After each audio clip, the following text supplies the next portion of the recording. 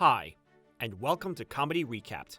Today we'll be talking about The Royal Tenenbaums, a 2001 American comedy drama directed by Wes Anderson and co-written by Owen Wilson. Based on a non-existent novel, it follows the lives of three gifted siblings who are successful as children, but experience great disappointment and hardship as adults. Beware, spoilers ahead. The Tenenbaums are a wealthy couple, Royal and Etheline, living in New York City with their three children. Royal sits the three of them down, explaining that he and Etheline are separating and that it's not their fault, as Royal refuses to grant her a divorce, and Etheline has never seen a reason to pursue it in raising the children and then pursuing academia. He leaves, and the three kids go on to be gifted in their particular fields. The eldest, Chaz, is a genius of finance and chemistry and can breed specialized Dalmatian mice as an adolescent. Margot, their adopted daughter, becomes an accomplished, recognized playwright after winning a grant for a play she wrote in the 9th grade. She loses her finger in her adolescence and has it replaced with a wooden one. Margot has always known that she was adopted because Royal created a divide between them by introducing her that way. Richie, their youngest, is a tennis prodigy, who is also an artist and expresses his love for Margot through his paintings. Royal regularly takes Richie on outings without the other children, keeping them much closer. Etheline stays and devotes herself to the children and their education. At the same time, Royal, a disbarred lawyer, spends his life in an expensive hotel, estranged from his family for the next 22 years. The Tenenbaum children are wearied and tragic version of their promising former selves as adults. Chaz is mourning the recent and sudden loss of his wife in a plane crash 6 months earlier, while struggling with the duty of raising and protecting their two sons, increasingly concerned about their safety. Margot is stoic and mysterious, suffering from writer's block while enduring a passionless, listless marriage to a much older neurologist, Raleigh St. Clair. After a meltdown at a crucial match, Richie retired from tennis and has devoted his life to traveling on a cruise ship alone. In contrast to her estranged husband, Etheline is mature and academic and works in academia as an archaeologist. The chain of events for the movie is set in motion when her smitten accountant, Henry Sherman, proposes marriage to her. Seemingly unaware of his affections, Etheline has had suitors over the year, but this is the first time she's considered it. She asks for some time to think over her situation with Royal, but really does care for Henry. The family's lifelong servant, Pagoda, reports the news to Royal, who is suddenly committed to winning his family back after 22 years apart. Chaz has become increasingly paranoid about his son's safety, running fire drills in the middle of the night to ensure they can be ready. He suddenly moves back in with Etheline, explaining that there were no fire sprinklers, and they needed to have that fixed. After hearing the news, Margot returns home, craving a change from her unfulfilled married life, spending most of her life these days locked in the bathroom to indulge in her secret vice of chain smoking.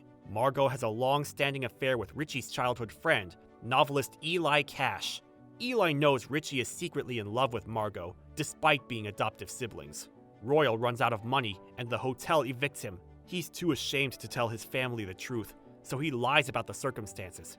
He meets with Etheline, convincing her that he has terminal stomach cancer and wishes to make amends with her and the children. He quickly reveals the lie, though, and she hits him, so he recants that and doubles down on the lie once more. She agrees, with some hesitance and discomfort, but accepts Henry Sherman's proposal in the meantime. They discuss that she needs to obtain a divorce from her ex-husband, and is under the impression he's going to eventually die anyway. Having returned to land, Richie decides that his trained hawk is better not kept inside a cage, and resolves in a selfless act to let his feathered companion be free. Royal meets with the children to varying degrees of success. Chaz is indignant over his sudden return, Margot appears indifferent, and Richie is more sympathetic and loving. He begins by asking them to come to his mother's grave, inviting them all, and Chaz storms out when he's once more confronted with his father's continued disinterest in their life, forgetting that his wife died and was buried alongside their grandmother. Margot seems, again, disinterested, but Royal makes sure she knows she's invited. Royal follows Chaz to the stairs, asking to see his sons, and Chaz refuses, putting up a barrier between him and the father he does not trust. Despite Chaz's best attempts, Richie helps Royal move into the house without consulting anyone, along with a large amount of medical equipment later revealed to be borrowed from a hospital worker. Upon learning of Chaz's overprotective nature, Royal takes his grandsons on an adventure involving riding on the back of a truck. On their return, Chaz berates him for endangering his boys, while Royal accuses him of having a nervous breakdown. Eli, whom Margot has been having an affair with, tells her that Richie loves her. Royal discovers the affair when he sees Eli jumping out of the window as he tosses his cigarette. He confronts Margot over her treatment of Raleigh, who confides to Richie his suspicions that Margot is having an affair. While visiting their grandmother's grave, Richie and Margot connect, and Margot explains that Eli told her Richie was in love with her. Richie is upset by the breach of trust. Margot seems unaffected. She drops her cigarettes, and Richie informs her. She lies in her desire to keep it a secret despite him clearly seeing it fall from her coat. Royal attempts, once again, to relate to his children, and he becomes increasingly jealous of Henry Sherman. The two engage in a verbal altercation, where Henry finally reveals to the family that Royal is faking his illness.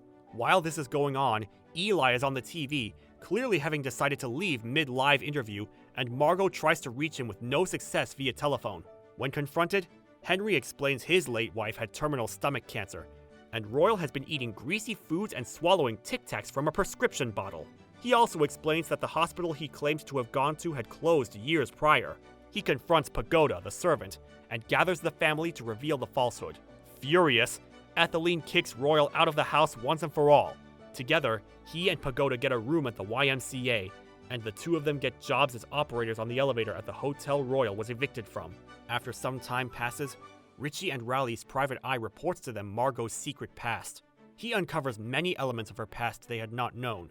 A 9-day marriage in Jamaica, her heavy smoking habit, her escape from boarding school, and numerous lovers in New York, including Eli Cash. Raleigh is depressed by the news, but Richie is nearly destroyed. He locks himself in the bathroom and shaves his head and beard. He's saved in time and brought to the hospital by Raleigh and his student subject, Dudley. But the incident shakes the family. While in the waiting room, Raleigh confronts Margot and then leaves. Eventually, Richie escapes the hospital, finding Margot in his room, listening to records in his tent. The two share a tender moment, as Margot is devastated she's caused him so much pain, admitting that she's in love with him. However, due to the nature of their illicit relationship and its legality, she says they'll have to secretly be in love with each other, despite sharing their feelings. She suddenly leaves Richie alone in his tent, having just cuddled with him moments earlier. Royal realizes he only wants happiness for his family and provides Etheline with a divorce he's refused her for decades. Etheline and Henry are set to marry, and family and guests are crowding the house and street. An off-balance, inebriated Eli crashes into the side of the house. He nearly hits Ari and Uzi, but only kills their ever-present pet Beagle. A livid Chaz chases Eli through the house, which causes even more damage and injuries, including pushing the priest down the stairs, until the two jump over a fence, and they realize they need help in moving on with their lives. The ceremony is put aside as the wedding party and family scatter around the house to remedy the damage. Royal buys Uzi and Ari a Dalmatian from the firefighters. Chaz makes up with his father, and Royal shares sympathy for his son's grief as a widower. 2 days later, Etheline and Henry are finally married in Judge's chambers. Royal lives happily with his family, particularly Chaz, Ari, and Uzi. After living the rest of his life, he suffers a fatal heart attack at age 68. The family gathers for his funeral, reflecting on the recent past. Royal is buried under a gravestone that describes how he saved his family from the wreckage of a sinking battleship. This is a classic Wes Anderson film, and we highly recommend you watch the entire movie someday soon. And that's going to wrap things up for today. If you liked the video and want to look into other movies with us, then be sure to click the like button and subscribe to the channel with notifications turned on. That way you won't miss a single video.